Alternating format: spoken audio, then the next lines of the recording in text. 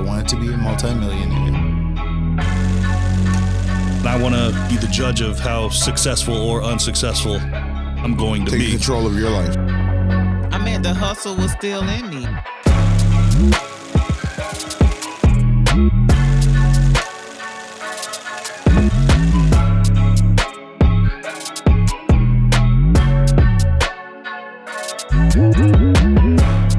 Let's get to it, man. Today's show, I don't even do no intro, so I don't know why I'm fronting like I really do an intro. Fact. Yeah, I'm not even gonna do that to myself. But Leo Raymond. So let me tell you how this whole thing came. Leo Raymond. I apologize, Leo. Yeah. See, it's perfect. This is my. Yeah. So I don't know how on social media you popped up on my platform. You popped up on my when I was searching for something. I don't even know.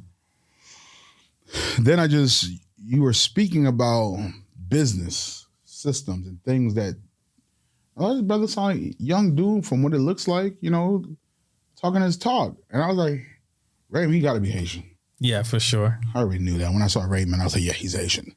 Then I didn't know where, I didn't know nothing. I was like, you know what, let me reach out, to bring this brother in the show, and I get to learn about him on the show. Okay. So, and then just so many other connections. Then you said James Taylor and all these things, because long story short, you're here. Welcome. Let me start off saying that. Appreciate you. Welcome to Hustle's Testimony, man. Let's get to it a little bit. Give people, before we even get started, what is it that you do? What is it that you do first? So, I like to look at myself like a opportunist. Okay. But me right now, I'm an insurance agency owner. I got an insurance office in Fort Lauderdale, Florida. Basically, we offer like short-term medical, limited medical, and Obamacare plans. Mm-hmm. So we basically provide health insurance for the market under 65. Okay. So people who are under 65, we provide health insurance plans for them, all depending on their criteria. Holy. 25. How? Yeah. 25. We got to bring Haitian. it back.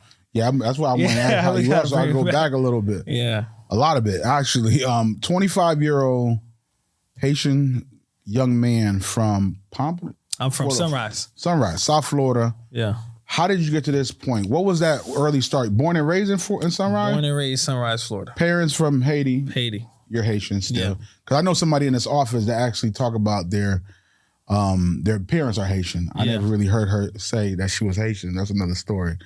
I think when your parents are born in Haiti, you're Haitian. Just want to let her Haitian know that culture at the house. She could hear you say that. Yeah. Just make sure that she hears that she's Haitian. But that's another story. So we had born and raised in South Florida, Haitian parents, both mom and dad in the house? Both mom and dad in the house. How was that growing up with this? So what's crazy is my story growing up, I feel like, it really kind of molded me into who I am now. Absolutely. Because when I look at my friends and how they grew up, it's real different. You feel me? And even my Haitian parents were Haitian a little bit to the extreme, even sometimes. One of those Haitians. But now, I respect, how they raised me. Give me a little bit of what was different in that capacity. So for an example, no friends over. I know that. Your brother's your friend, your sister's your friend. I got 5 brothers and sisters. Oh, you had enough though. You had enough for a whole sure, team. For sure. Cousins, when they come from Haiti, they come into my room. Boys, they sharing a room. It's 5 of us in one room. My dad did taxi. I love that. My dad was doing taxi. My mom was sewing clothes. You see what I'm saying? So it was just on some the people they bring in from Haiti, those are your damn near your parents too. Respect Michelet. Facts. And you like, you don't even know Michelet. But you don't even know him, but he could whoop you. Facts. Yeah, you real Haitian. He could whoop you. You know what I'm saying? So it's like they got you. It's almost like an army background. It feels like I'm walking to the bus. My dad might even follow me. Make sure your pants not falling on your way to the bus. Not even make sure you safe. What you doing with that boy with dreads? Yeah. Oh, not the dreads. He on the team. All right. Yeah. So it was a little different for sure. At the time, I resented it because I felt like, damn, I can't do nothing. I say sometimes I hate being Haitian, man. My friends having fun. They going to these little clubs. You can't go to people's house. And one thing I'll say about being Haitian is, sometimes our parents didn't explain to us why not to do what they were telling us not to do. They just kind of told us. And if you didn't do it, you were in trouble. So as I got older, I'm like, okay, you don't want me to go to my friend's house because, some of these people's uncles be touching kids. Yeah. You know what I'm saying? Some people put stuff in food for real. They just telling me don't go. They don't explain. They don't explain. So a lot of times I just was like, but it molded me, definitely made me sharper. Where do you fall in the brothers and sisters? First, second, you know? Fifth. You're the youngest. Fifth, second the youngest. I got a little sister. Yeah. So that alone is double the protection because you had older brother, older sister. Bro, I got older sister. It go like this. It go older sister, then brother, then sister, then brother, then me, then little sister. Well, your parents got a trick. I don't know what they doing. Back to back. So then you also had other parents. It wasn't just your parents. I had other parents. Other siblings was your parents. Siblings, parents, the people in the house from Haiti that just came. He came 2 weeks ago. He damn near telling me, "Gil, get this out the fridge." Yeah. I'm like, God damn. Real Haitian home, man. But like you said, you appreciate it today. For sure. And what are some, and for example, is there something in that home growing, like being raised in that home that you think protected you other than what you just gave the example of going to other people's houses like that? For sure. Like I give you an example. I was talking to this today. I had a friend named Kirby. You know what I'm saying? And he was Haitian too. Definitely Haitian. And I remember when I was in high school, all the kids was buying Jordans from people. And then my friend Kirby, one day he came with some foam posit shoes. Them junks were like $300, $400. I'm like, Kirby, how you got that? He telling me like, bro, I'm hitting licks. I rob houses, you know what I'm saying? I go through the back door. You know how he's selling it to me. It's like, it's a harmless crime. Like, you got this. Nothing ain't gonna happen to you, bro. Absolutely, Mr. Kirby. I'm like, dang, so nothing gonna happen? I'm like, all I could think about, my mom don't play. See what I'm saying? My mom don't want to hear none of this. So I'm like, you know what, Kirby? You go, I'll let you know. You know what I'm saying? Because you don't want to come off like they say pussy or make it seem like, I'm not feeling that, Kirby. That's wet. You could go. So next day I go to school, they telling me, Kirby went to jail for that? I'm like, damn. Of course he come home 4 months later. That's a lot for school. I ain't see you second quarter. You came back fourth quarter. So now he come back, he getting a lot of love, but he like, he's still saying the same thing. I messed up. I shouldn't have not went by myself. It's not hot. And he's still trying to sell it to you. He's still trying to sell it to me. I haven't seen Kirby in a while. I seen somebody post on Instagram, free Kirby. Get out 2031 or some crazy stuff like that. And it's not to knock them, but I just feel like if it wasn't for that fear my parents put in me, I could have easily been a Kirby.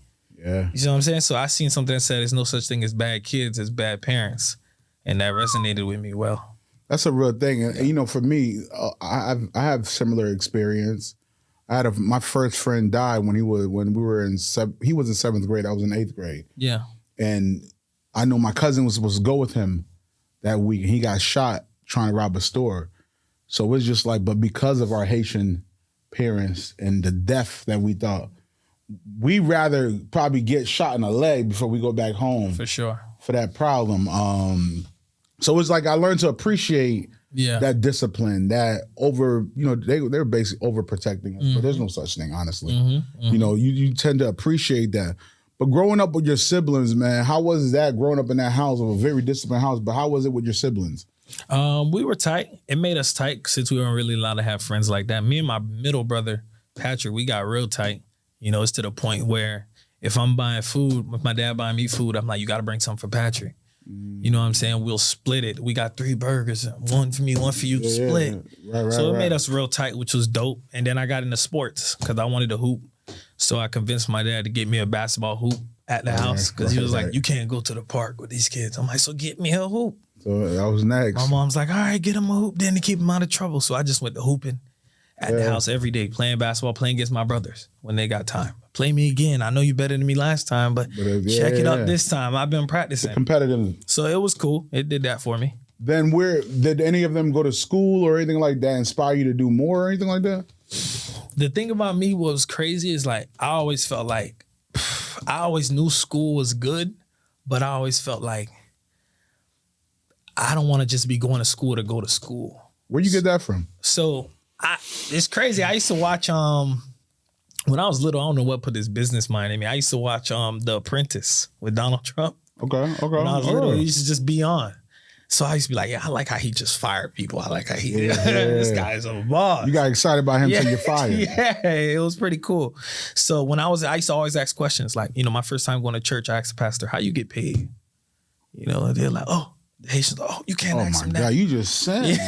How you asking him that? Oh man. You know, I asked my dad when he come home from doing taxi, is it good? How much money you making? Let me count the taxi money. It look like you eating. And then he break it down and be like, I'm not really eating. I got 5 kids. So I'm telling him, like, you should have had less kids. It's too much. So you know, I already kind of always was a numbers kid a little bit. Like I always want to know how things is working.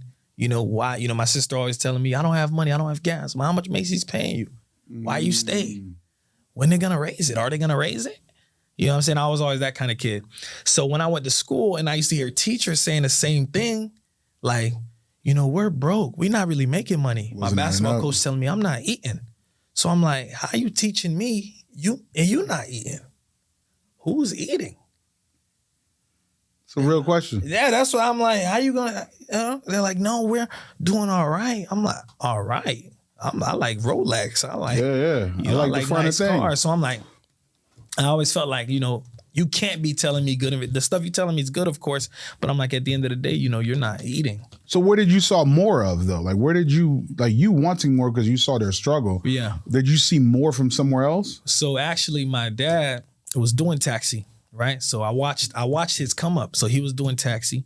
You know, we was doing all right. You know, we going to Walmart to buy clothes. Marshalls was considered Don't like disrespect our Louis Walmart. Vuitton. Yeah, no disrespect to Walmart. I love Walmart. But Marshalls was like our Louis Vuitton. Oh, yeah. You know what I'm saying? Yeah. Like, we going to Marshalls.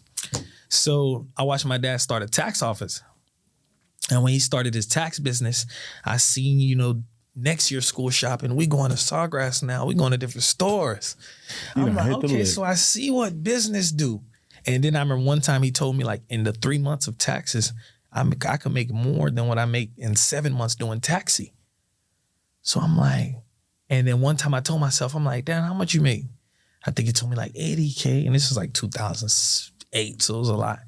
And then I'm like, I'm talking to my teachers, how much you make? He like 50K, 60K. This wasn't enough like, for real. My dad, English not even that good. Right. He got this little tax business with all the Haitians. And he making more than my teacher who taught good with the degree. And okay, the world is the information is a little outdated.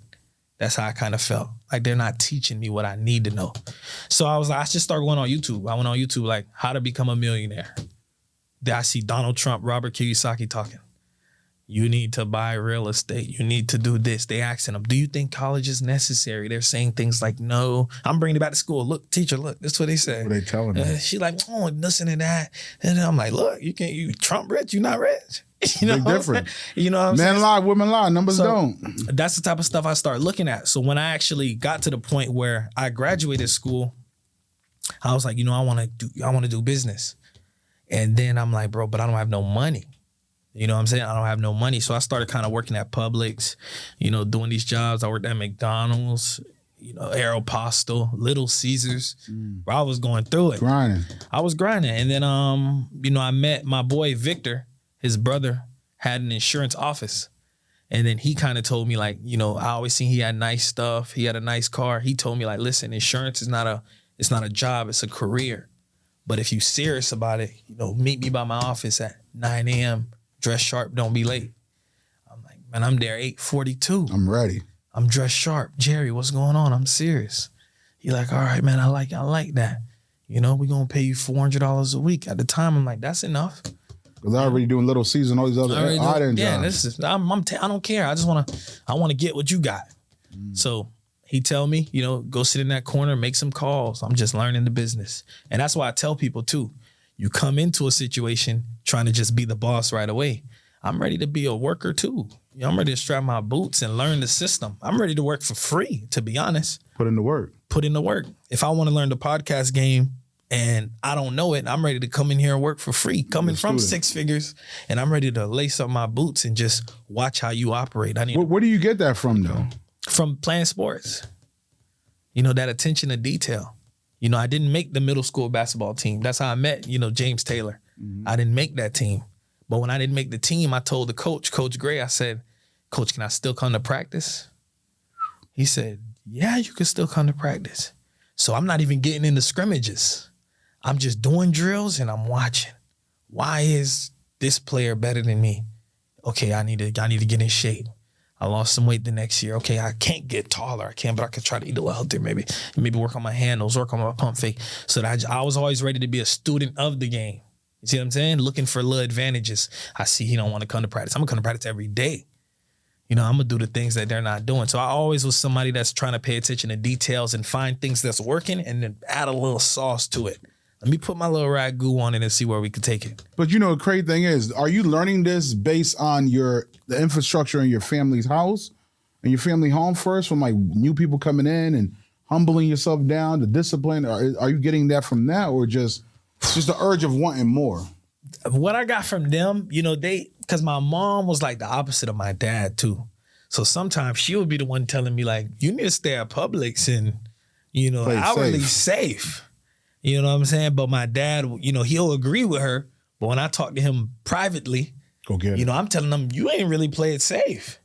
And he'll be like, yeah, but go to school, play it safe. So, I had to draw on him sometimes. You know what I'm saying? Then he'll tell me though, like, take chances, do things like that. How did you learn how to do tax? She's like, I went to this guy named Mr. Cash and I learned. So just little things like that. And then every time I'm watching these videos, that's why I say YouTube is great. I'm watching, Kobe or somebody talk. He's talking about, I watched Jordan. I wanted to get advice from Jordan. So I always find somebody better than me. Let me learn from you. So was it the consistency of, the information you were getting were consistent? Yeah, it's consistent. Everybody's saying the same thing. Same thing. So then you started following what you kept on seeing that was consistent. Was it more of that? Exactly. I'm noticing that everybody that wasn't good found somebody that was better than them, kind of pick their brain and sharpen their tools. You know what I'm saying? So I when I was practicing even basketball, I'm practicing the wrong stuff. I'm not really getting results. I'm practicing half court threes. And then I'm watching my boy work out and he's working on stuff that he uses in the game. So I'm like, okay, I'm working out wrong. You see what I'm saying? And take that same approach in the business. If I'm doing a company and we're not getting results, my agent's not closing leads, I don't just blame the agents right away. I might go to my boy Mark, who has an office that's doing way better than me. What you telling your agents when they're off? Man, I do this, I'm doing this, I'm doing this. Let me go apply that over here. Okay, I'm getting results. It's working. If it doesn't work, maybe I'm not doing it right. You said you're doing this, this, and this. So I'm just always paying attention to those little details, because if someone did it, it's doable. Absolutely. So once you see it, you could do it. Once I see it, I could do it. And then not only that, so the part of being a student, do you believe that's the game changer of everything that you're doing today? The fact that you're a student of the game? 1,000%. They're not people not students no more. They don't want to be a student. They want to skip that step. You see what I'm saying? So, because the student step is boring. You know what I'm saying? They want to skip to the step where I got an AP, I'm the boss, I pull up and I tell everybody not to do nothing. So like, for an example, most people I talk to, they say stuff like, I want to own my own business. I ask people why? Because I don't like working for people. I'm like, when you have your own business, you're serving people. You eat last. So I'm like, you're already coming in with the wrong mentality. Me, I want to own a business for freedom. You know what I'm saying? You get more freedom. And I personally like being in charge. It bothers me when I'm an employee and I see something that's being run wrong and I can't say nothing because that's not my place to say that. I feel like my voice needs to be heard. I need to be important in this room. So that's my point of wanting to be an entrepreneur. You know what I'm saying? So do you think you feel like you're not being heard based on the position of ownership, and that you don't have a voice because you don't have ownership? Or I feel like, now I feel like I have a voice, but when I'm an employee at Publix, for an example, and they're telling me to do something, like one time I was working at Publix and the lady told me to mop the whole floor, just something stupid. And I told her like, I could do it this way and get it done. And I knew my way was sufficient, but at the time, you're a bagger, shut up. Yeah, so basically do it like this, do it like this. Do it like this, do it like that. I can't really say nothing. You're not in those rooms. You can't make no decision. I can't talk to the CEO of Publix. I can't. So, but as a student, do you feel like you still could speak your mind as a student? When you're a good student, you got to earn that though. So I feel like you got to pay your dues first. You can't come in first day of being a student and just start, this is what I think you guys need to fix. I think you need to put this sign. No, you got to, pay your dues, show that you somebody to be listened to. And then after a while of working and being consistent, you could provide valuable info while being a student. And then what happens is, and what happened to me is when they see that your information is so valuable as a student, they start to look at you and say, bro, how can we do something together, bro? You so valuable as a student, you know, great minds, they're going to say, you know, what we could do together if we both, because they don't want to see that brain go with someone else. 100%. So you definitely got to, you know, I think being a student first. What are some of the hardships of being a student though? The only hardship about being a student, I think is, you know, just, I don't think it's really any hardships. I just think it's just, you got to know that, you know, you might know more at the time, but still know how to humble down and just chill. So it's really like a discipline to just know your role. Like for an example, my boy been doing insurance for 10 years, right? You don't own the office. He go work at someone else's office and he disagrees with some things. He just started, man, these boys need to. And I'm like, listen, even though you right, you didn't put the money up. The person putting the money up is the boss.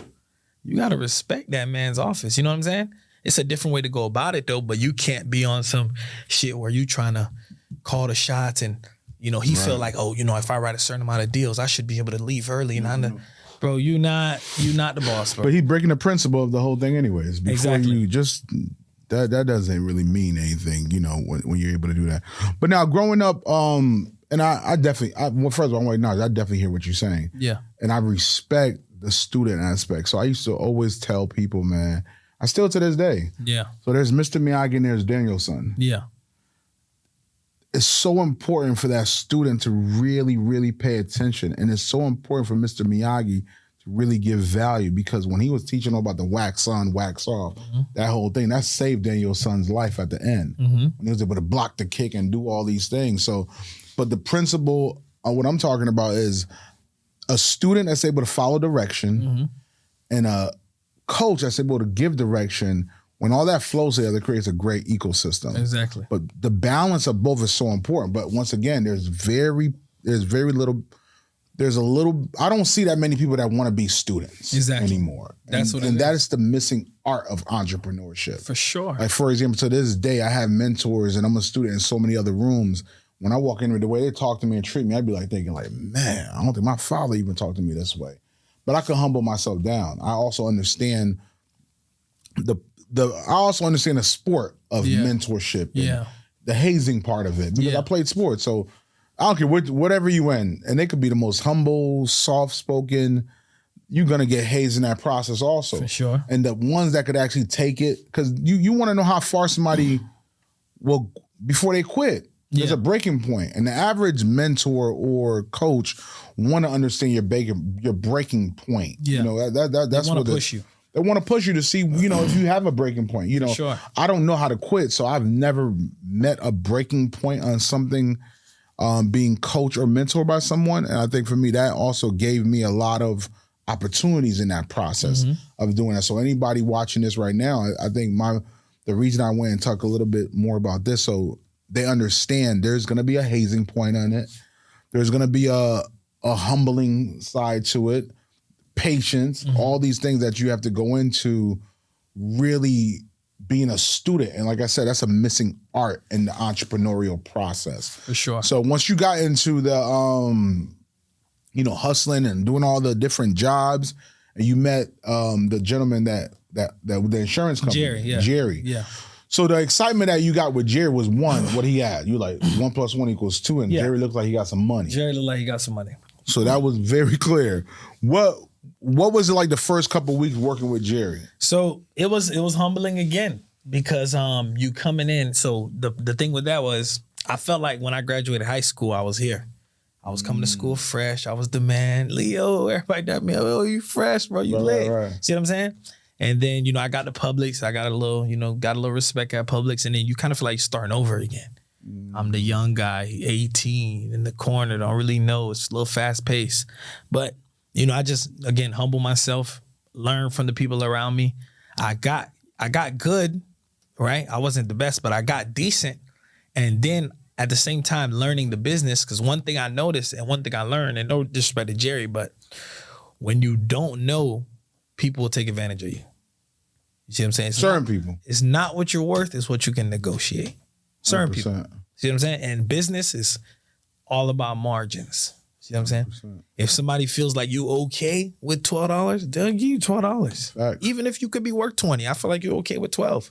So when I was working with Jerry, I didn't feel like I was being paid correctly. I was getting $400 a week, but I didn't even know what insurance was supposed to make. So I went online, did some Googles, talked to other people who are in the space, and they end up telling me like, bro, I'm making $1,200 or $1,500 a week. I'm like, we doing the same work. Yeah, Jerry was robbing you. Jerry getting over. You know what I'm saying? See, that's one. There's a slime buckets of that world, man. Jerry was definitely a slime bucket. Jerry was definitely getting over a little bit, but no disrespect to Jerry because I did learn the business 100%, and I'm still appreciative of the opportunity because he didn't have to do that. But he definitely was getting over a little bit, or maybe didn't have the funds to pay, whatever the situation was. Right. You should have that conversation with him though. Yeah. It's a real thing. So I was like, you know what? I didn't make a big deal about it. And that's one thing too, Jerry, I feel like I said, hey, we spoke and I said, Jerry, I think I want to get this much. He said, no, I can't pay this much. I said, all right, then respectfully, I appreciate the opportunity. I'm gonna go try something else. If it don't work, it's okay if I come back. All right, no problem. That's very I still see him. What's up, Jerry? No problem. It's no beef. Yeah. I think that's also you being that stand up to do that, but also Jerry taught you the game. Yeah, Jerry. So a lot of times, a lot of people don't realize that's money itself. That's big value. That's money itself. Because think about it, if Jerry did not give you that opportunity, I don't get here. So I kind of owe Jerry. Yeah, I'm about to say you might need to go Jerry back. I might owe Jerry. So but you need this to is how bless I him pay with for it. something. I'm in the position I am now. If he wanted to get back in the game and do something, each one teach one. Like they say, pull your brother up. I'll be happy to, Jerry, this is what I learned. Jerry want to check. Go pay him back them $400 you're giving him. Now, when you're in it, how did you get the bug to say, I want to open up my own, Okay. So I started working for a guy named Mark, shout out to Mark. He was a Jewish guy and he was like 29. And at the time when I left Jerry, I'm like 19, 20. So when I started working for Mark, he had a bigger operation. Agents were getting paid, $2,000, $2,500. And same concept from basketball. Again, I'm watching, I'm paying attention. And watching Mark, I kind of learned how he deals with people. Because, part of being a boss is you got to learn how to deal with different personalities. 100%. See what I'm saying? So he kind of, just the way he carried himself and the way he kind of had his agents in check, but not in a mean way, and how he incentivized success. Like we had an attendance problem. He's like, I'm going to give $150 a week extra if you work, but you have to be here from 9 a.m. to 7 p.m. because there was a commission job. So people get 2-3 days sales, they're ready to go. So he put these little things in place. If you work through lunch, Monday through Friday, I'll give you an extra $100. When you work for him, the first thing he asks you is, what are your goals? You tell him your goals. I'm going to try to help you meet those goals, but this is what I need you to do for me. I need you to do this, this, and this, and I promise you I can help you get here. I'm like, damn, so everybody's working at that job thinking long-term. Because normally in insurance, our space, a lot of people, it's a revolving door. But Mark's office wasn't like that. Agents there for 2 years, 1 year, 3 years, which is that's like 30 years in the sales industry. Dude, why do you think why do you think that was happening? Because what revolving door? No, that he was like that? The long term, why you think agents were staying longer? Because they felt like they were a part of something working for Mark. When you worked at some of these other agencies, they treat you like a number. They don't have that conversation with you, Beethoven. You get your license. Have you sold before? All right, get on the phone. You got this much deals. If your check's bad, your check's bad. They don't know what your goal is. They don't know you got 3 kids and your goal is here. So Mark, he talked to you. He's, Beethoven, you got kids. So what's your goal? What are you happy with? All right, if your check's low, it's another conversation. I understand your check's low this week, but it's low because, this day, this is what I'm going to do for you, though. I'm going to give you an extra $200, but promise me you're going to give me this much next week. So it really was a conversation. He was swap. And people, they respected that. And I like that. I like that treatment because I felt like I was a part of something. So it was just value in both parts. He brought value, they brought value. It was a good relationship. So when me and him had that conversation, me, I told him in the future, I want to start an office. And, I knew I wanted to do a business, and he had that same conversation with me in a sense of, if you, work these hours and you give us this, Leo, I promise you, I will help you start this office, but I got to get here first. So help me help you. Thanks. All right, bet we're locked in. You know, I started working there, eventually became a team leader. And when I became a team leader, he started showing me little stuff in the back end. This is how a wire look. You know, this is how we do the checks. This is the spiffs that I put out to incentivize this. You know, my manager makes around this much. Okay, first year we don't make money. Oh, shit, I didn't know that. Yeah, you need about $200,000 to start this business with this much agents. All right, I'm learning. And he liked talking about the business. He's passionate about it. I'm passionate about learning it. Mm-hmm. So it was really a match made in heaven kind of. And we work together now. So there's that. So when you got to the point that, like, it's just I'm trying to understand, was it the confidence that you could do it? Was it just you saw what you wanted? Like what give you that belief system that I could do this? So what gave me the belief in that really is when I became a team captain, I started training agents. So the team captain gave me a different level of responsibility. Because like it's one thing for you to be good, but can you teach someone else to be good? Yeah. It's a whole nother, thing. So now I'm dealing with people on my team calling me with problems, not even about sales. My boyfriend broke up with me. I don't feel like getting on the phone. I got to listen, Talia, this is what you need to do or whatever, this is what you need to do. Or, I'm dealing with this. I got to listen. This is what you need to do. So it's like you're kind of like a therapist too. You know what I'm saying? Absolutely. So that gave me a lot of, confidence that I could do it. And then another thing is, I'm one of those people, I feel like I'm kind of crazy. Like I'm ready to risk it all at the same time. Right. So I saved up a couple $100,000. And when I had that conversation with Mark, and he's telling me like, you could lose, $300K to build this business.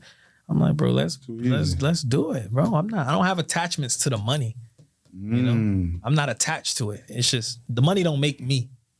I make money. So, and what I mean by that, the things I learned on the way to making that $300,000, $400,000 I saved up, I learned so much, that I felt like if I lose it, I could get it right back. And I'm going to lose it trying to get $3 million. I'm not going to lose it on jewelry and girls. But even that confident, that like, how you get to the business? You trust yourself like that?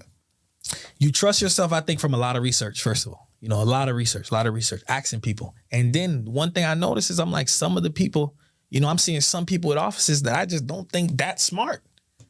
You know what I'm saying? That's really where they come from. When you playing basketball. He can do it, I can do it. When you playing basketball and you watch somebody get 20 points, you're like, he's not even raw. How? So I'm watching some people that got drug problems, have rooms and Porsches. I'm like, bro, I don't care my age, bro. He's not that smart.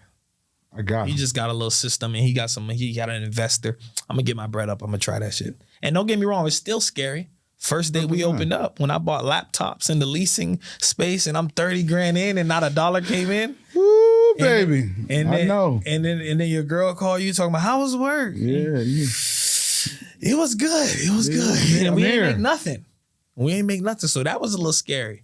But then again, tap into the mentors. Hey, Mark, was it like this for you when you kind of first started? Yeah, Leo, man, first year, I was losing money. I had to max out my credit card a couple times. Talking to another guy, Brandon, he told me the same thing. All right, so I'm doing what they did. I'm looking up entrepreneurs. Trump almost filed bankruptcy a couple times. All right, so that's normal. It's a part of the process. It's the story. It's a testimony, right? It's a testimony, 100%. So that's what I'm doing what they doing, so I'm not tripping. So now I want to go connect something. A lot of this, did you see a lot of this happen with your father when he started doing his tax company? Yeah. For sure. Not in that scale, but you saw. A little different too, because when he started the tax company, like I said, my mom's, I love my mom. She's always super play it safe. Of course. So she was on some shit. She brooming the house saying like, your dad crazy. Yeah. He trying to do this tax thing, he taking out a second mortgage, I'm hearing these little things. Ooh, and I'm like, risking it all. I'm like, man, I don't even know what it means, but it just sound like, he chasing his dream. And, I'm thinking like he crazy too. Right. But then I seen it work and I'm like, okay. They always think you crazy until it works. It was a little method to the madness right there. And then even now I seen him, when he took the taxi money, he started trying to flip cars. Again, my mom said, here goes your father again. Then them flips coming. I'm like, so I just seen, But I see so much consistency and so many similarities with you and your father. He was a risk taker. Yeah. It's just natural for you. Yeah. You did the work once he he did the research. He went to that guy. Yeah. Then he did the work. Then he did it. And I know what it is because my father is the one that's going to also. One of his homeboys told him they're going to do a little bit more research on it and they're going to double down on it. So I think I'm watching a lot of consistency with that. And his lack of fear, you think that also gave you the confidence? For sure. Because to see somebody, you know what I'm saying, from Haiti, and keep in mind when I was a kid, when mail come, I'm translating it to my mom. You know what I'm saying? Mom, this is what, I'm like, this is what it says. It says when people come speaking English at the door trying to sell a product, I'm the one saying, she's good. They're like, what the hell going on? You know what I'm saying? She's official. Let her in. Yeah. So, you know what I'm saying? So I was like, and it's the same thing. Not saying I'm like, and my dad used to always tell me too, like, you're supposed to do more than me. So if I get, one office making $100K, you're supposed to be able to make $400K because you were born here. So he created that standard for you guys off right? Out the gate. Like, you're supposed to outdo me. You're supposed to pass me. So whatever I do, make sure you do better than me. You could become president. He used to say stuff like that to me. You could be president. I was raised in an Asian house. I know what's like, damn, I could be president. Mm-hmm. You know what I'm saying? And then you start believing that. I start believing in it. So now I'm thinking I'm that boy. I could do anything I want. You can do anything you want. So now, how did you feel when you realized they were proud of you? How did I feel? It felt good. It felt good because, like I told you, my mom did the same thing to me that she was doing. Absolutely. I'm like, I'm not going to college. I'm about to sell insurance. My mom was like, hey, insurance? What? Are you crazy? You need to go be a male nurse. The nurse male unit need people. Lawyer. Why you don't be a lawyer? Absolutely. I'm like, Mom. She couldn't even tell you a teacher no more because you already know what the numbers I already know them teachers making. So my mom started believing in me for real when it became to the point where, I bought a little Mercedes. Her birthday come, here's $1,000. 1,000. Uncle funeral come, I'm putting in. She like, now I hear her tell my little sister, why you don't do insurance? Right. All of a sudden, tell everybody do insurance. It flipped now. So now she always tell me like, you're so smart, just like your dad.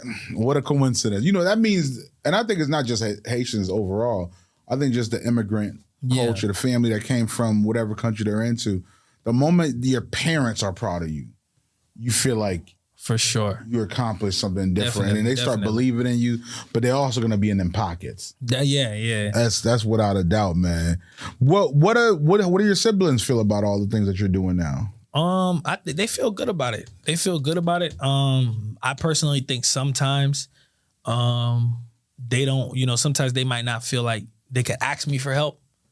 Because, at the end of the day, I'm 5 of 6. Yes. So it's a little bit of a, masculine energy in there too. Of course. I'm proud of you. You still little. Bruh. Yeah. You know what I'm saying? Yeah. But it's cool. They're definitely happy for me. It's no hating in the family. Everybody's on some shit. My brother just got his insurance license not too long ago. I'm trying to get him in. My brother doing, he's cutting hair at a barbershop. Same conversation I have with him. Like, you should try to own a barbershop one day. Save your money. Do this, Yeah. So that teamwork is still there in the family. For sure. Is there something that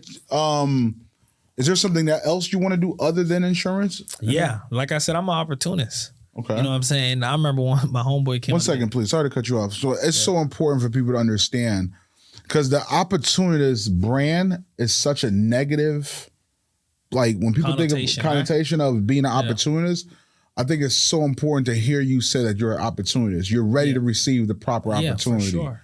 So I think speak about that a little bit, please, so people could understand what that means to you. Yeah. So that's what I mean by opportunist, because it is a negative connotation on opportunist. You know what I'm saying? What I mean by opportunist is I'm open to any idea.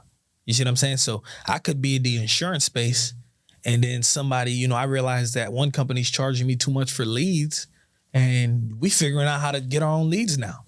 Once I'm doing insurance, I'm already figuring out how can we turn this insurance into content. It might still be around insurance, but how do we brand it? You know what I'm saying? I'm open to that. If my boy's doing rental cars and he's killing it, I might be like, yo, how much time you putting into that? Maybe I could, hire my little sister to run my rental car business. I'm open to it because you gotta be able to adapt. You know what I'm saying? People get too comfortable in one spot. Entrepreneurs are, man of many things. I guarantee you go see who owned the Heat. He didn't start off owning the Heat. That's not his original business. Mickey Harrison, he's in the, the airline type of travel business. So a lot of people you see in certain positions, that's their main income, but they started from other stuff. Warren Buffett had an insurance company. You see what I'm saying? But where else you want to go? Where else do you want to go from this space? Me, I told myself that I did rent cars for a little bit. I didn't really take the time to really turn it into a business. I treated it more like a hustle. You see what I'm saying? Because I was mainly selling insurance. So running my own office gives me a little more freedom, even to do stuff like this.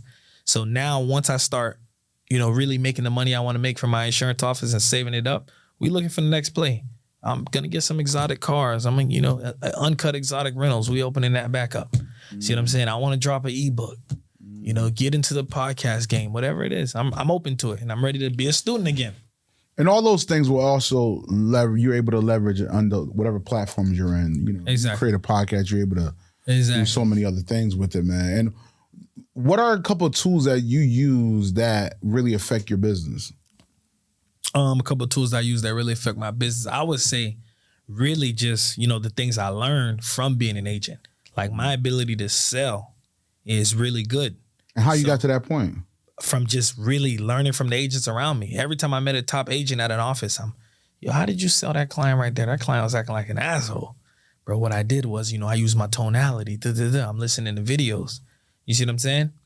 Most people in a space, they only, while they're there, they're learning. I'm trying to learn while I'm not there too. You see what I'm saying? So when I go home, I'm watching sales videos. I might not even agree, but I'm just keeping it around me. So I feel like I learned enough about insurance, more than someone who's been in it for 20 years in 4 years, because my shit not stopping. I'm trying to learn even on my free time. You believe it's the work that you put in preseason? Preseason, for sure. When I was an agent, I learned a lot. So when I get my agents, they feel it's authentic when I tell them I'm not just a guy who, invested some money, never sold before, telling you rebuttal more. I'm breaking it down to a science, bro. This is what you need to do on the phones. This is why you didn't get that deal. This is where you lost that customer. Your tonality was here and it should have been here. When you told him it was going to be $300, he said, okay. I'm like, you got to read that. He didn't sound confident. See what I'm saying? You're supposed to hit him with a sir. Is that going to be okay with you to move forward today? Ask for the money before the sale. So these things that they didn't necessarily realize. And now I got agents making six figures who never sold insurance before. So do you believe that the sales process, sales in your business or any business, how important is sales, matter of fact? And selling all the time. You selling yourself, even if you think you're not selling. I like a Grant Cardone say, I think he said, you're selling or being sold. You see what I'm saying? So you always selling. And I tell my employees that even when you dress to work, you're selling me as a professional. In the interview, you're selling yourself. You selling the product. You're always selling. So if you don't know how to sell, it's going to be an obstacle for you. You might want to get somebody in your team that could, come with you to sell, because any level you're trying to get to that's high, you got to have other people see your vision and buy into it. Is there any other, sales is important. What else do you believe is important overall business, not just insurance business? I think you got to like people. I'm a people's person. I like to meet people. Even when I see you doing your thing on the podcast, I'm like, I want to know him. I want to know why he's doing this type of podcast. Like, where did he start from? I seen James Taylor on here. I'm like, hey, James Taylor, how you been doing? I ain't seen him in a while. I wonder how you know what I'm saying? So I genuinely like people. So when my employees or someone comes to me with a problem, it's not just, how do I get them back on the phones? I might tell you that you killing it. Don't even get into insurance right now. Like my car wash man, he's a hustler. He got vending machines. He got his own car wash business. He's seen a couple checks I posted of my employees and he's like, bro, I want to come do insurance. I want to stop the car wash. I'm like, bro, chill. You got a good little motion going. Automate that first. And if you want to get into insurance later, do that. But don't stop your hustle just because we making $500 more a week. Bro, that's an agent. You know what I'm saying? You don't really know the business. It take $250K to get a 10-person call center running. So slow down. Do you have that? No, I only got 40. All right. So, just chill. How much you making a car wash? I'm making $2,500 a week sometimes. It's not bad. You making as much as my third best agent. Just chill. So I might tell you that it's not for you because I genuinely like people. So when I tell you that it's for you and I recruit someone, I'm really invested into them the same way Mark invested into me. How do you define success? I define success by being able to do what you want to do, not what you have to do. you know? So that's how I would really define it. Like, you going to work because you want to be there. You don't have to be there. You know, once you're able to do that, you're successful. You know what I'm saying? So right now, I would say I'm successful because I want to be, you know, going in the office. I kind of like being in there. I could pay a manager a little bit more and not have to be there, but I want to be there. I want to be hands-on with employees. I want to know what's going on first. You know what I'm saying? So that's, to me, and of course, money for sure. Having You got to be able to help people when they ask. What's your thoughts on balance? You know, a lot of people talk about balance in business and personal. Work-life balance, right? Yeah. What's your thoughts on that? Do you think that's even a real thing? To be honest, Please. you got to have some sort of balance, but it kind of doesn't exist. You see what I'm saying? I know better. Because, you know, and I learned that too. I thought it was balance. So, because I was one of the people that believed, like, when I started business, I'm going to just be so free. But I'm like, bro, I'm more busy now. You know what I'm saying? People always calling. People got questions. You're responsible for people. It's like having kids almost. So you just learn how to make it a part of your life and flow in a way where it doesn't interrupt your personal life. See what I'm saying? So if I'm on a date, you know, with my girl, I'm not going to be too on my phone. You know, I'm like, make sure everything's situated for at least this hour and 30 minutes. All right, Gabe, make sure you run the office. Make sure you have the bids here. If you got any questions, I'll be free in an hour. Talk to your girl. And if you gotta take your call, hold on 1 second, I gotta take a call, something going on at the office. You know, and then the person you with or the people in your life gotta respect that. You know, talking to you is like you. They have to respect it, or you hope they respect it. I hope they respect it. But what if they don't? You gotta respect it because this is what's sponsoring me. Well, that's how we eat. You know what I'm saying? So what if they don't, though? How does that work out? If they don't, you gotta go. You gotta go. God bless. You know what I'm saying? Because, you know, what I'm gonna do. You know what I'm saying? So I hear a lot of entrepreneurs speak about this. Their purpose is greater than their, like, basically everything. Yeah. You know, it's a real thing. So when we first got started, you said you had some questions for me. Let's get into it, please. So I'm a little nervous. Let me ask you. First of all, what you were doing before this? So I've always been in the marketing and multimedia business in some capacity.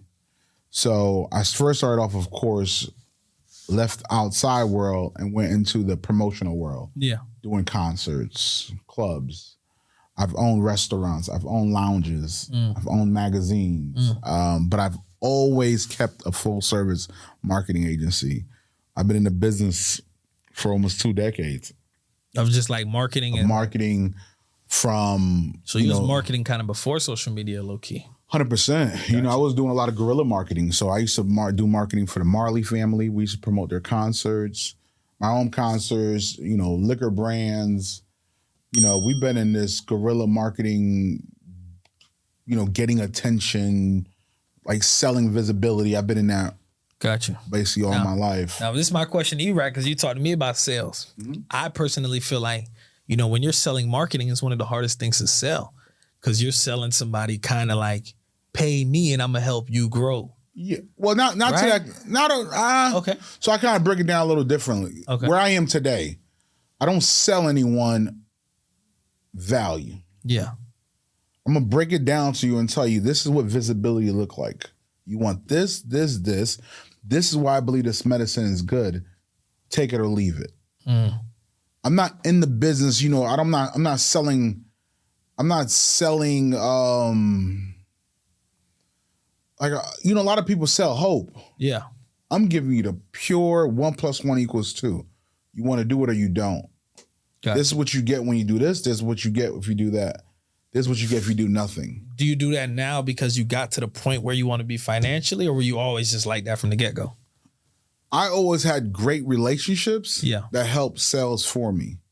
So it was more of we trust each other because it's not just about them trusting me. It's do I trust them to deliver and do their part? Because a great marketing company cannot market and give you visibility if you don't participate in the work. I could create a great marketing plan, but if you don't execute, you're mad at the plan because you didn't execute. Yeah. So that's that relationship with a client. I've been involved with clients that we spent months working on a plan. We put the whole plan, we developed it, we ready to execute.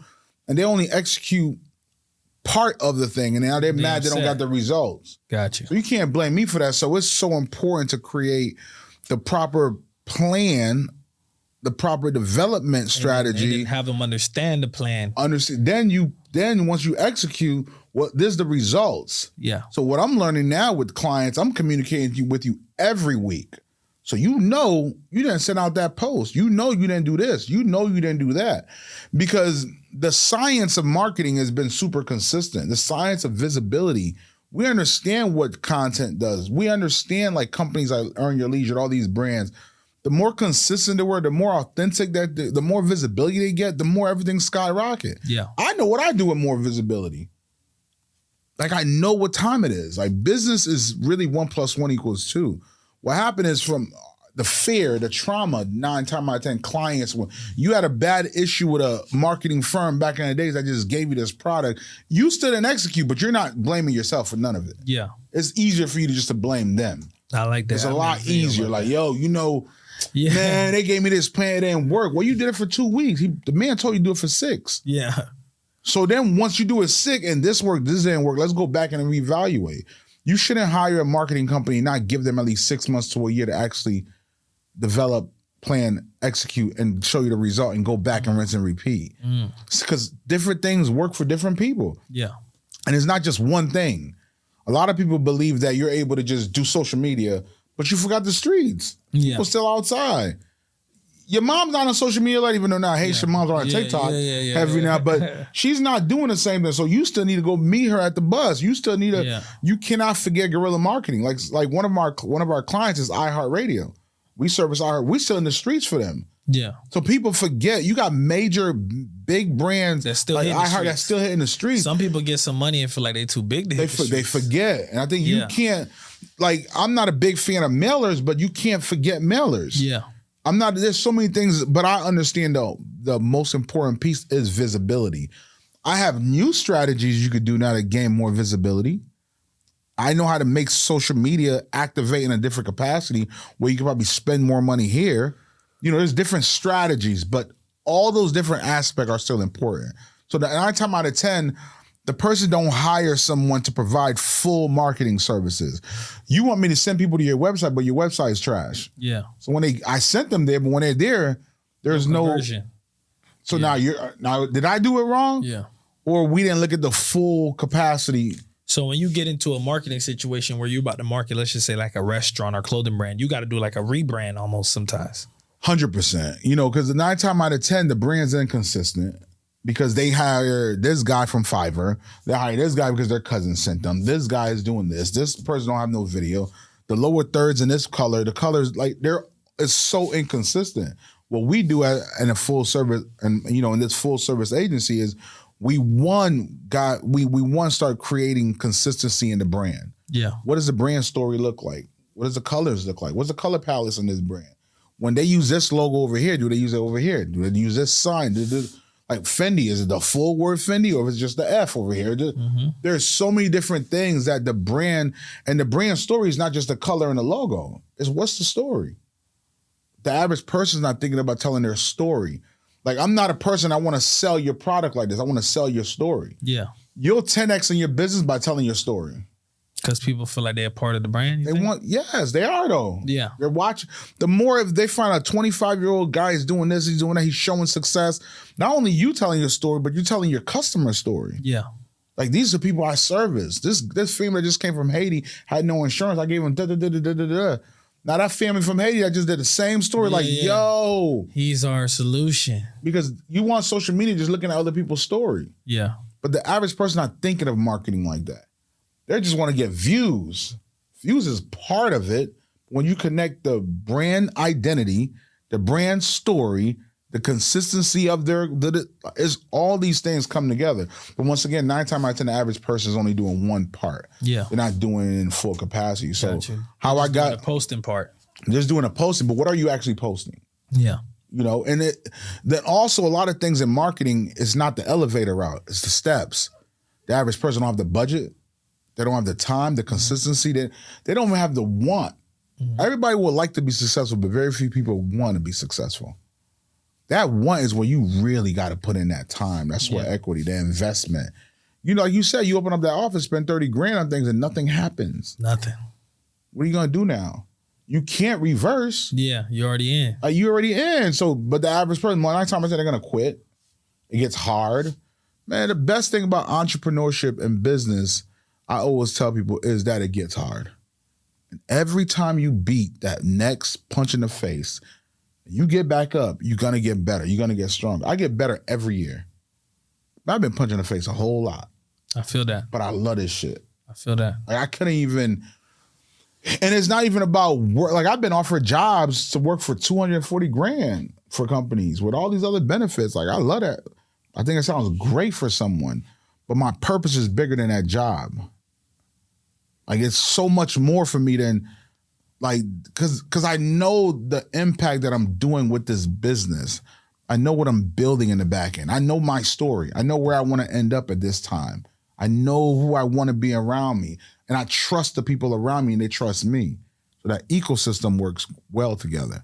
So those are the things that I've learned even from the beginning. I learned that when I was in the streets.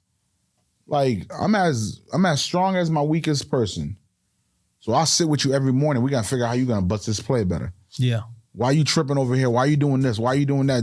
This ain't adding up. We're getting better. We're getting better. We make more paper. We lose paper. We do this. Well, how did we get here? Well, why he got knocked? Why is it like we're evaluating the whole thing? So I think going back to the question you asked, so I started off as, you know, promotion, marketing, guerrilla marketing, just hustling. I was willing to do the work the average person didn't want to do. And I know, to be honest, it shows that too, because when I first seen your podcast DM, you know, at first I seen it, I'm like, it's probably just, you know, regular podcast people just, you know what I'm saying? Because I'm new to the space, you know, I drop videos, but I try to I pay a guy, you know what I'm saying? Absolutely. Monthly. I try to make sure if the video's not edited right. You know, we just starting, but you see what I'm saying? So when I actually took the time to look, I'm like, oh shit. Ain't something to play. This shit is official. You know what I'm saying? That's how I am. So when I seen that, I said, I owe him an interview for sure. Yeah, you know and that's how. So, you know, for not just me, my team. Yes, I lead the team, but my team is very important to everything I do. Right? We have to take pride in what we do and how we do it. It's super important for me. One, I'm a big black man. I have 10 strikes off rip. I don't give a fuck what anybody say. I walk in those rooms where they're like, I don't know about him. Yeah. I'm a Haitian kid. I'm all these things. I articulate my word the best way I know how. I still cuss. I'm not your traditional corporate suit and tie type of dude that I don't have. I could do all those things, but my comfort is here. Yeah. And I want to talk for the people that didn't make it. Because now you can see what I'm doing. Now, because I'm all these other things, doesn't mean I'm not going to bring professionalism. Yeah. I'm not going to bring consistency. I'm not going to bring high quality.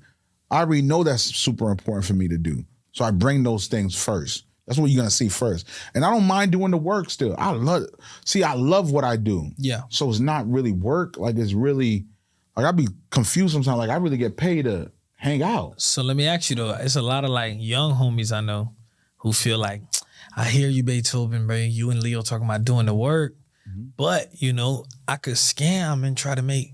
Scamming is important for the culture, man. We need more scammers out here. Let me stop. You going to prison though, but you need more scammers out here. Like scammers put that money back in the game, man. Nah, I'm not. You know, I'll be a hypocrite to tell them not to go do that, but I'm also going to talk about the consequences of doing that. Yeah. Like, go play with that jouet. Do what you got to do, but be okay with doing 25 to life. Be okay getting plugged. Be okay getting killed. Like, what you going to, like, you could go get that money, man. Go get that paper, so my brother. The risk not worth it for sure. When you do the math, it ain't worth it. It's not worth it. Like, I know a lot of guys that did big numbers, real numbers. I've heard of those guys, matter of fact. Now I know them. Sure. I've heard of those guys that did real numbers. They'll trade it all back to be free. But they lost 12, 15 years of their life. Some of them might not, though. Some of them had such a great time. They're not switching that time. They ate it. But then I also know the guys that actually took the steps. I just got lucky. I always tell people, I just got lucky. And trust me, I'm so appreciative. That's why I do so much for my people. That's why I bring so much value now. Because I already knew I had favor. I already knew God looked out for me. So I don't even play with that. Yeah. So the guy that's looking at, do I bust this play or do I take the steps? Man, my man, take the steps. I promise you it's worth it. Because you're going to gain so much more. You're going to be able to pay it back and gain more value. Yeah. I always tell people, man, I have this thing I trick God. Yeah. I'm going to do for more people and he's going to keep on doing for me. I know I ain't tricking God, but yeah. I keep it on like, yo, I'm gonna hold you down. I say that in my personal time, like, bless me, I'm gonna bless the others. That's even swap, but he's gonna just keep on swapping out. Just keep on doing your part, and he's gonna keep on doing. So the guy that's really going out there to bust that jouet and try to take, he receives favor. If somebody's watching this and they beat the streets, leave it alone. Keep it moving, my guy. You up? Don't play with it. Yeah. Because the thing I had to learn pretty quickly, you can't have one foot in and one foot out. For sure. You're going to have to make that decision. In that scam world, they giving big boy time, man. Or what happened now is like one thing, there's new scammers also. The new scammers I'm watching, like they love stunting. Back in my world, people got money to take care of their family and they kept money quiet. Money is super loud now. Like loud money is different than back in the days. Like it was get money, take care of your family, upgrade your lifestyle, but stay tucked somewhere. Now is, I gotta show my jewels. I gotta show the lifestyle is just different, man, from back when I was coming up and saw all this game and, all the thing. But, I like I said, go for it. If you make it, you make it. But the numbers are so crazy right now. You might not make it, homie. Yeah. So I'd rather go build something, learn something, find somebody like yourself that's like, yo, I'll put you on game, be patient with it. Go be a student somewhere. You have a better chance of really rolling that 7. And I think that's why everybody go for the scam because I had a friend hit me up, right? So my friend hit me up, be like, Leo, I see you making money. And at the time, that's why I had to switch my page up. It kind of was giving young scammer a little bit. 100%. Because I'm still getting fresh. I'm still got a jury, but I'm a still businessman. Kill that though. You see what I'm saying? I'm a businessman. So with that being said, he DM'd me. He like, yo, put me on. I say, bro, I'm doing insurance, bro. You could actually get your license. Da-da-da. He said, never mind, bro. But good looks. But now I see this how you could double down on that. So I'm telling you, please stay fly. Keep pushing that fly shit because there's that young dude. I was that young dude that needed to see that. I needed to see that. But I saw what's his name that was getting real bread, but he was in these streets. Yeah, so they need to see a corporate They got to see that corporate fly shit because they ain't never seen it before. Yeah. Then you in South Florida. Let them see that you Haitian and you doing fly shit. Preach on that, man. Let them young boys see how you living. Let them put that Rolex on. Let them sit in your office. Bring them in, man. Give them value. Mm-hmm. You gonna save more. He don't want to be a scammer. As long as you can tell him, you don't got to tell him you're doing shit. Come to the office. Let them see the lifestyle. Yeah. Let them sit in the car. Like you got to let them, give them that opportunity to see that. I promise you they're going to want to convert and get some money because at the end of the day, they want to get some money. Yeah. That scammer thing is sweet, but you can show them how sweet it is doing some business. Might be a little longer, but you got to start giving them the Carfax. Scam 20 years. You might take 2 to 3 years to get here. Nobody's giving them the Carfax. Yeah. School's telling them, get out of, man, go to school, but you're like, man, teacher, you only make $30,000 a year. Stop playing with me. What am I going to do with that? Yeah, it's a trick. But now you could actually show them, yo, I didn't go to college, I didn't finish college, I didn't do this and this is this is my numbers. But this is what I've done. See, nobody's really talking about that part. When you worked in all these the process is so important for them young boys. Hey, I did this, I did that, I did this, I did that, I did this. This is how I got here. Be patient with yourself. Who's giving us game about being patient with ourselves? I didn't know what that was. I didn't know I was gonna live past a certain age and get to this level and da-da-da-da. I didn't know all that stuff. I didn't see a lot of it. All I saw was my father and his lame friends. I'm like, yo, y'all dudes, y'all take care of your family. I also see all the principal stuff, but y'all wasn't getting no money. Yeah. No ones that I saw getting money was dying early or going to prison or being baby mother fights and all those things. But the other parts were so fly. I was like, man, I'm taking a chance on this. But once they started seeing Leo, they started seeing, you 25, man. You know how many 40-year-olds I know need to speak to you? I'm about to send them out of your office right now because they ain't never seen young Haitian kid, not saying kid, I'm just saying that's how you're going to be looked at. No, for sure. That's really moving in your capacity, was able to work and save up $300,000 and able to put back in his business and da-da-da. That's not even a thing. You think that little kid from Pompano really know what time it is with that? And he done seen Kodak Black be a rapper.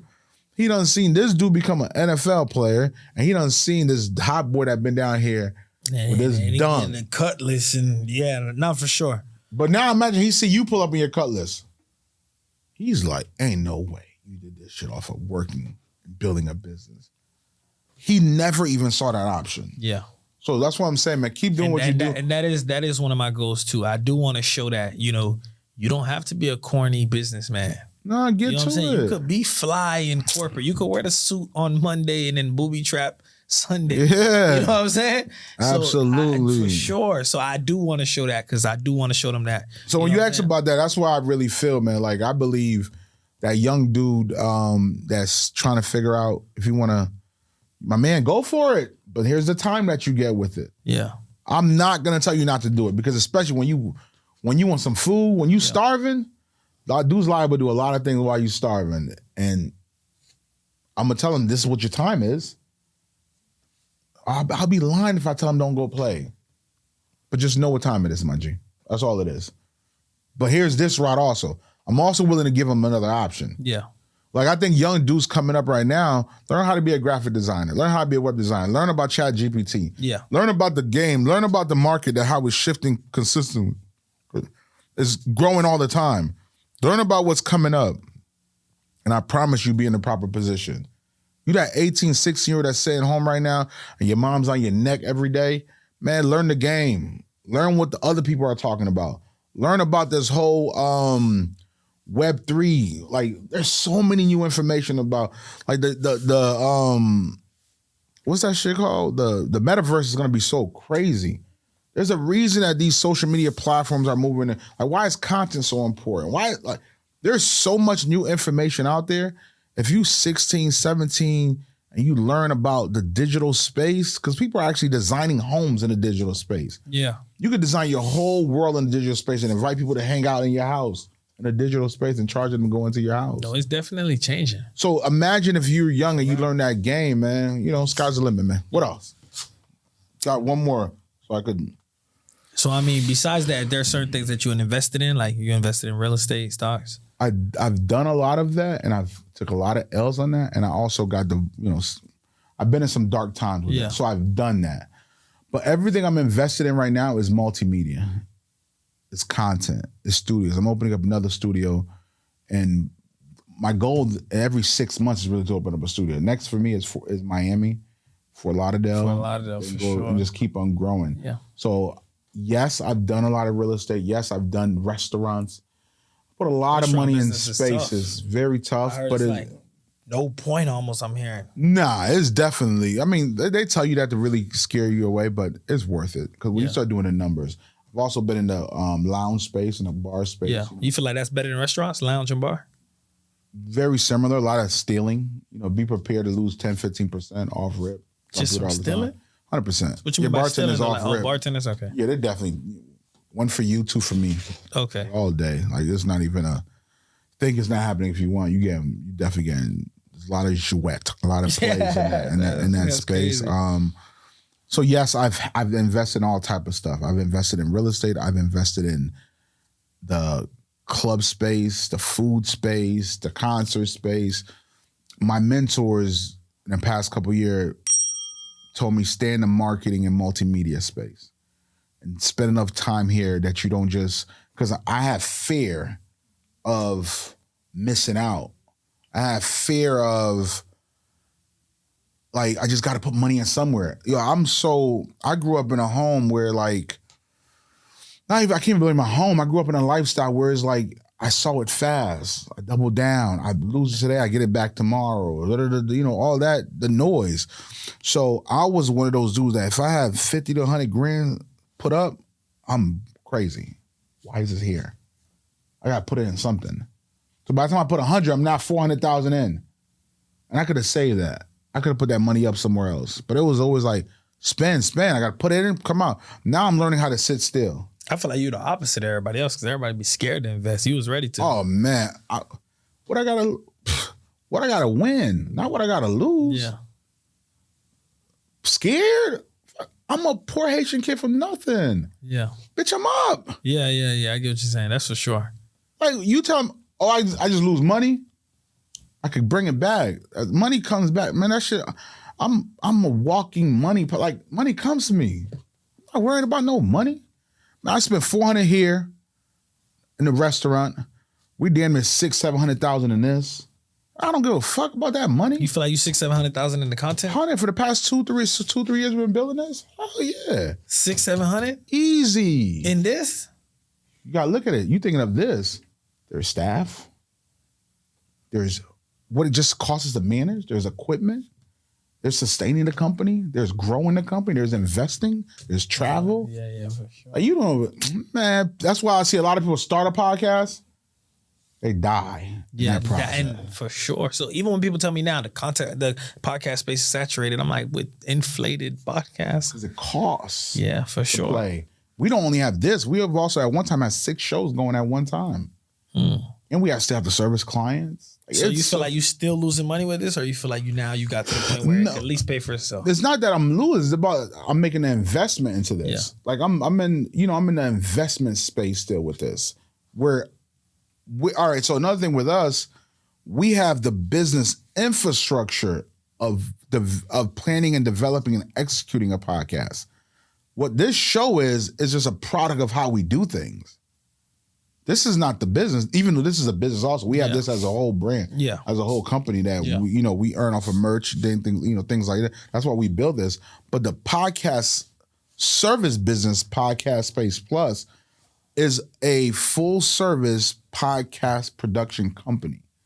There's 3 different components in our business. There's the podcast studios, there's the podcast production, and then there's the podcast network. Oh, what do you mean by the network? There's multiple shows under the network. Okay. By this time next year, we'll have over 100 shows. And if let's say each show earn $1,000 only in a sponsor, that's $100,000 we cash flow every week. Wait, hold on. I'm gonna leave it because I don't want everybody to eat this. Okay. So I promise the you. business is businessing. So Tyler Perry has Tyler Perry's studio. Yeah. He also has Tyler Perry's. Because I noticed your shit said, most people like check me out on YouTube. It was like Apple Music. Oh yeah, iTunes. we have. I was like, what the hell? Oh nah, we have the whole thing. Like that's what I'm saying. Like I'm cooking up good dope. Sorry, I talk like this. I feel like God is working on me. But I'm speaking how I speak. Like we're cooking up good dope over here. Okay. So I knew the investment that we put in was gonna be like it was gonna hurt for the first 2-3 years. Painful. It's painful as hell. But I also know what we're doing. I also see the consistency and how we do things. I've also studied why other people lose. So I'm looking at their process. So now I'm to the point I'm focusing. The focus that we're building in this company is more standard operation and procedures, scalability and sustainability. So what people see, what people think, I spend so much money and time there. Everything we do is a process. Like everything that happened today is a process that's noted. It's noted and it's documented. So the next show that we do is noted and documented. When we go to Fort Lauderdale, it's noted and documented. We go to Miami, it's noted. So right now, none of this is by accident. You tell them. Absolutely, you gotta walk them through. You gotta. That's why they know that's a whole Did they system. show you? You heard. Okay, I already know it's a process because now when we open up in Miami, that's a process and system. Alex is able to go down there, have a meeting with the team, build it out. Team, there's forms, there's documents, there's. Man, I didn't come to this, man. This is the next Facebook. We know what we're doing. We controlling content. Then I also see what's happening with media now. I'm watching how Dion and them, what they did with content. I'm watching how these other brands now, KFC is able to invest in a social media platform. I'm watching how content is being distributed. Barstools and these guys. I'm watching Barstool got $450 million of first check. I'm watching Gillian Waller that's under Barstool got $100 million themselves. What did Barstool get? Oh, you think I'm about to play with this? I'm a student also. So they think it's a regular play as a show. Because they look at it as just posted on YouTube. Yeah. Views, Sure. Check from YouTube. Sure. But the game is deep. Nah, that's why I feel like you gotta be a student. Because if you don't be a student, you don't learn this shit. But I love the student part. That's what I'm saying. So when you talking my talk, I'm a student at everything I go into. Who put you on? Looking. knowledge. Don't forget, I wanted more. I wanted freedom. I wanted lifestyle. I wanted to build a team that we could grow with together. None of this possible without my team. So that's the first thing. That's how you know I'm a student. You can't interview me. I'm making me interview you too. Yeah, that's part of the game. No, that's what's supposed to do though. That's what we're supposed to do. I think, and I want more. I want more people to open up their own podcasts. But my business model is not just the studio space. Yeah. So I'm gonna go even crazier. I'm talking too much, but I love it. So there's the studio side where we're gonna open up more studios. You come rent the space, in and out. Then there is the service side. We're doing your graphics, we're doing your web, we're doing your behind the scenes, we're filming content. It's not just this. So let me ask you, right? You know, I know you don't gotta be specific.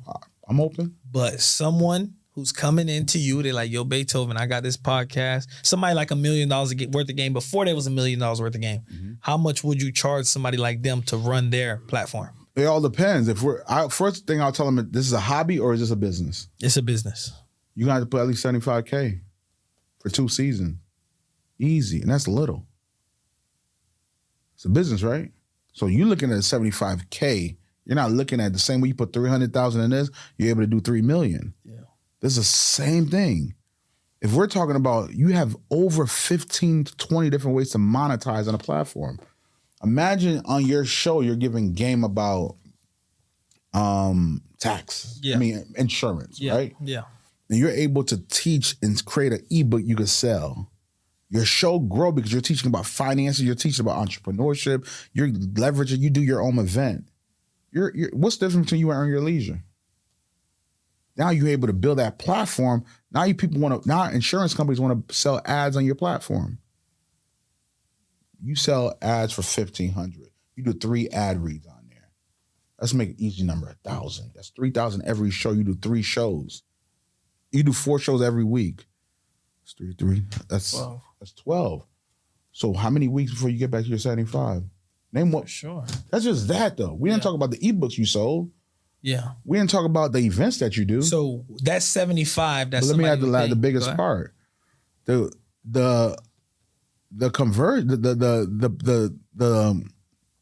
affiliate that you get from just selling about your insurance.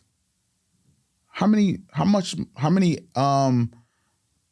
things you got to sign to make $75K? You're getting that because you're talking about your insurance who you are. Got you. I'm talking about marketing. Come on, man. But that is not just saying for a podcast. Sir, your website is being built. Your brand is being built. You see an intro video. Yeah. You get your intro video. I mean, you get your invitation video, your intro video. You get your about me video. We talk about who you are, what you do. So it's not just $75K for come and film and shoot. It's the whole overall infrastructure that you need. You said 2 seasons. How many episodes in the season? 12 episodes in the season. So even if you just break it down on 24 divided just on the show, but there's so much more to it. And that's just starting at something. So there's clients that's going to spend more. It all depends on the budget that you have. How detailed you want it? It's so many things, man. It's not, and that's what a lot of people think because Kim did it from down the street is easy. Yeah. They don't understand there's production being done. Yeah. Like right now, there's a whole switcher board right now. There's monitors watching 3 screens right now being switched right now as we speak. Then we edit it. Then you got your social clips have to be edited every week. So it's not, your show is put on YouTube, but then what about your social clips? You got to chop it up in the content. You got to chop it up in the content. Who's editing that? Who's doing your lower thirds? Who's doing your color correction? Because Kim did it, you think you see Beethoven, you think it's easy. Yeah. So then you try it and then you die. You see a lot of death in podcasting, right? For sure. Because it costs. And it's looking repetitive. It's flat. It's dead. Like it's dead. There's no life in their show. Yeah, no, for sure. So we really have a full service agency. Like we service chambers. We service other businesses. So it's not Chambers Media? Chamber of Commerce. Okay. So we serve one of the chambers in this community where their business is growing. So we're teaching them a little bit more about what they're doing in their business model. It's so much more. So you really, when they sign up with you guys, you guys are really guiding them on how to work. I mean, yes, there's a coaching side of it also. Like we're in a marriage, man. This is not an easy thing. And I want every show. We didn't even talk about you being a network partner. That's another capacity. Yeah. Like we already know what we're going for. You can't let me see Barstool getting $450 million. And I'm going to sit here and play with it. You can't let me see one show Gilly and Wallow and them getting 100 million. You think I'm about to play with this? One show got 100 million. I want over 150 shows next year. Barstool services shows? Yes. So Barstool is the network, is the machine in the back end. So who's Earn Your Leisure under? I think they became partners with someone. They started off themselves. Okay. So basically, I didn't even know that. See, I thought it was just Gilly and Wallow, No, they got funded. They got support. They started off with what they were doing. Okay, so you start off by yourself and they fund you and you become a part of Some people invest in it. It's an investment. Ecosystem. It's just same like a record label. I see what you're saying. But they doing it. Then the game got deep. The game is I think 80% of people, especially my age, that want to do, because I hear a lot of that. All my friends tell me, we should start a podcast about sports. We should do this. Everybody should put it. But I'm like, y'all boys don't have a game plan. Say y'all don't really. But it's not that. See, what happened is you guys trying to create a game plan. You go to the dentist to let a dentist work on your mouth. You don't work on your mouth, right? Yeah. But why won't you go to a podcast company and let them service you? You trying to do it yourself. I mean, I didn't even know that podcast service was a thing. The average person don't. You see what I'm saying?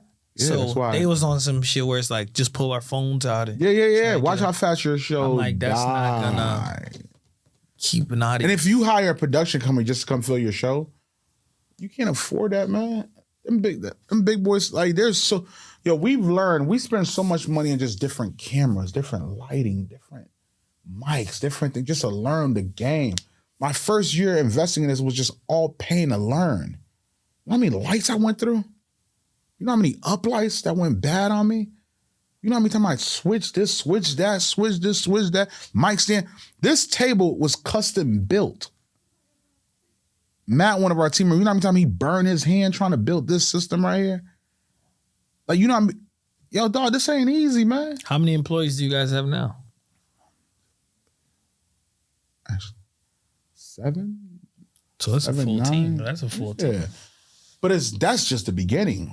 Our goal is to open up 2 international offices where we film, we send it to get edit by the morning you have your show. We give you your show in 48 hours.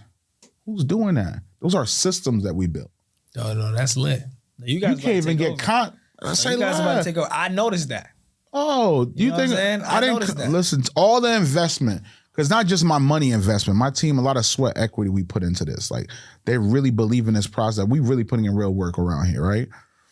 It's not even what people see was happening. It's what people don't see what's happening.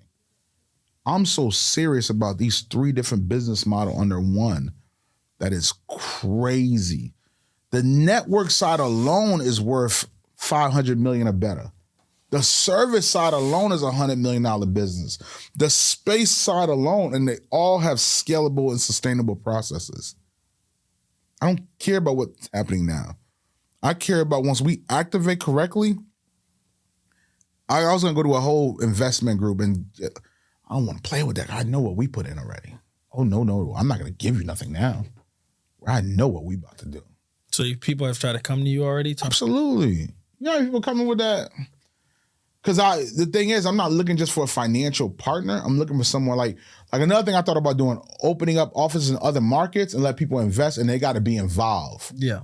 Like, I'm not looking to open up a location and you're not involved. Yeah. Because it's not just about the paper. You don't want them treating you like it's just an investment. I'm not looking, I need you to be involved and understand, like, the student of the thing. Everything you're talking about, that's the important piece, because opening up a facility by myself is not difficult at all. But what's difficult is just people. Like, we're human. Like, I can't be in 3 markets at once. But I got to know that person that's a partner now wants to be in that space, wants to invest the time in it, and wants to build it, and wants to open and learn and be a student. Like, that, all that matters. But I know with the proper timing, you know, it's up. I cannot unsee Gillian Wallow with that $100 million. One show. So let me ask you. All right. So like the young lady that came here, she's a part of your ecosystem. Mm-hmm. All right. So you see her. How did you recruit her? The one that was working with you, Cassandra? Haitian, the one you said Haitian, next biggest Haitian podcast. Oh, it's through relationship from my other world when I was in an event space. Okay. You know, I met her through there. She wants to do a show. You know, it's all through relationship. So you're like, I'll fund the show. No, she wants to be a client. She wants services. Okay. She wants to do her own show. It's not even that I'll finish. Yes, there are shows that pitch us that we will look into. And we've done, like I said, we've had 6-7 shows under our network. It costs a lot to do multiple shows. A lot of people don't realize that. At one time we were doing 5, 6, 7, I can't remember. We had a couple of different shows. It costs a lot to manage it, to pay for it, to fund it, to do all these things. It's not easy at all. But I am more focused on the processes and system to plan, develop, and execute a show than just popping up a show. See, once we realized that we could do it, and we saw the things that we had to do to manage team, staff filming, staff editing, because the part is people think it's just the filming. The social takes time. The social editing takes more time than the actual show. I believe that. It's a lot longer. Chopping it up into then we have the graphics at the end. So you have a lot of people don't realize, so the thumbnail needs a graphic designer. The lower thirds need to be logo design. There's multiple things you got to do for one. Popping up when how a lot of you get your cell phone. You're not doing all that. Yeah, you can't just cut. What do people use? Cut something. Yeah, It's not just that. It's so many. We have a full team. Then we're going into merch aggressively. You can't just throw a shirt together. You really got to have it designed correctly. Someone got to understand that. The web designing, then web developers, then apps, and we have a platform where we build a podcast business, not just for you to feel and get dopamine and be cool. We're not. That's why if it's a hobby, let's get it. We could do a hobby show for you all day long. But if you want to do it as a business, what I always recommend, so we're not a B2C. I don't want to be a B2C no more. Like business to customer, consumers, done with that. It's strictly B2B. I want a service now. Yeah. Because the average person don't understand the investment, what it means. The average business understand the conversion. All right, you need visibility no matter what. Which better platform where you actually teaching and educating and bringing value other than a video podcast? The average person not even thinking about that. But you as a businessman, that's one of the best investments you could do because you have content every day. We have enough content. It's so much more. Like we just added another piece to Hustler's Testimony, which we're doing it for Hustler's Testimony because we're going to do it for other shows. Whereas the behind the business. What we do is we actually go into your business, film your office, do like a whole who you are, what you do. Because a lot of people watch these shows and be like, man, he ain't really doing that. When they could actually see your business and see what you're doing, like your words and your action equals up, it turns everything up for you. So we just added that. Now we might do this with other shows. We're now doing that with, we're in discussion with one of the companies that we service now and doing that for themselves. And other companies that come in and they interview. Those are business infrastructure that we're implementing in the company overall. I know I'm about to start getting these text messages like we talking too damn much. I ain't even gotta look. So it's just like all these things, man. We're definitely not just a podcast company. We're just not filming shows. And this show is not the main, it's not the main thing. Yeah, I see what you're saying. The podcast space was our main company. And that's where we're building sustainable and scalable services. But there's a company over that. So the main company is Live Digital Box. That's the main full service agency. Podcasting is just a productized services under podcast. Under the Live Digital Box go back to your marketing. It goes back to the whole thing. Yeah. Because that's visibility. Yeah. Podcasting is just a visibility product. Yeah. We have multiple products. So we have get into the street and all that. We have things where we just do event recaps. We have things where we just do about me videos. We have products like we just have certain like just web designing. You might see the brand, don't have no idea I own that. But you're getting the visibility from that brand. You're just buying web services, but it's all controlled by here. So when we open up, before I leave, I'll show you 2-3 things that I'm working on. So I have to go to a meeting with the CEO of this company real quick.